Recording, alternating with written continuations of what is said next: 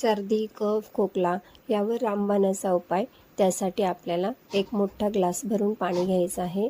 ते गरम करत ठेवून त्यामध्ये आपल्याला लवंग, मिरे, दालचिनी, वेलदोडे, त्यानंतर ओली हळद नसेल तर आपण सुकी हळद पण घेऊ शकतो.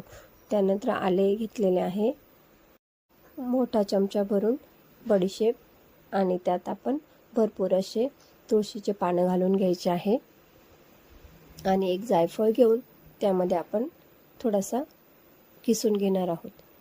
5 ते 6 वेळेस असं किसून घेऊन त्याचा अर्क उतरेल. हा काढा आता उकळवून 1 कपभर पाणी होईल तोपर्यंत चांगला उकळू द्यायचा आहे आणि गाळून घ्यायचा आहे. त्यामध्ये आपण थोडासा गूळ घालणार आहोत. त्याने त्याची थोडीशी टेस्ट येईल आणि कडवटपणा लागणार नाही. छान असा काढा.